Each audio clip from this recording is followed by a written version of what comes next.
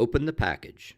The twist-snap method of opening has been found to be the simplest and fastest method of removing the SWAT-T from its packaging. Tightly grip the SWAT-T overhand with thumbs to the center and turn your hands forcefully in opposite directions. The SWAT-T packaging also has 6 tear points located on the sides of the package, allowing for traditional horizontal opening at the top, bottom, or center of the package. Pressure indicator markings.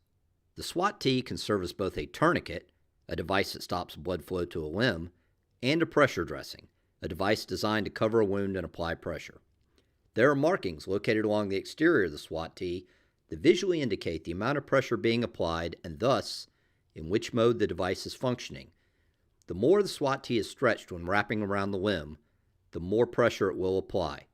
This will be indicated by the oval markings becoming circles and the diamonds in the center of the ovals becoming squares. Concurrently, the strip of rectangles above the ovals will become a strip of squares. When the SWAT-T is used as a pressure dressing, it should be wrapped tightly enough to apply pressure to the wound, but not so tightly that the ovals, diamonds, and rectangle strips distort to their tourniquet pressure indicator shapes. Tourniquet. When used as a tourniquet, the SWAT-T should be applied between the wound and the body tightly enough to stop all blood flow to the limb. Be sure to overlap the first wrap of the tourniquet to secure it in place. Subsequent wraps should be tight enough to stop blood flow as shown on the pressure indicator markings. On the final wrap, remember to place your fingers underneath the SWAT-T to provide a place to tuck the tail of the tourniquet in order to secure it in place. If you forget to do this, do not unwrap the tourniquet. Simply locate the edge of a previous wrap and pull it up to make room to securely tuck the tail underneath. It is accepted that it will be difficult to wrap the tourniquet without some twisting or bunching in a real-world application. Nevertheless, every effort should be made to apply the SWAT-T as flat as possible, since less pressure is required to stop blood flow with a wider tourniquet. A wider tourniquet is also safer and more comfortable for the patient. Never remove a functioning tourniquet simply to straighten a twisted or bunched up section.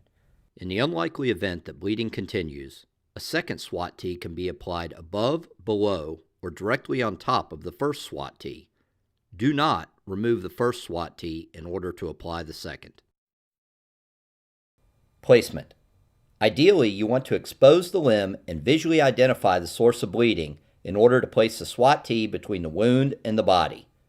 In some circumstances, visual identification of the wound location may not be practical. In those instances, the SWAT-T should be placed as high on the limb as possible. Be aware that a patient may have multiple wounds and that careful monitoring should be continued after tourniquet application to ensure that all bleeding is controlled. Always double-check the tourniquet application after you move a patient. Pressure dressing. Some wounds, such as those high on the arm or leg or in the groin, are not amenable to tourniquet placement. These wounds should be treated by packing with a hemostatic agent or gauze and then utilizing the SWAT-T as a pressure dressing. The purpose of the SWAT-T in this instance is to apply pressure to the packing material and to protect the wound from further contamination. Be aware of how tightly you wrap the SWAT-T in this application and check the pressure indicator markings. The tourniquet application band is a patient information device located in the center of the rolled SWAT-T, which can be applied to the patient's wrist. Once bleeding is controlled, you may fill out the tab with appropriate patient care information such as tourniquet application time, heart rate, blood pressure, blood type, and whether radial pulses are present. Please note that transport of a critical patient should not be delayed solely to complete the tab.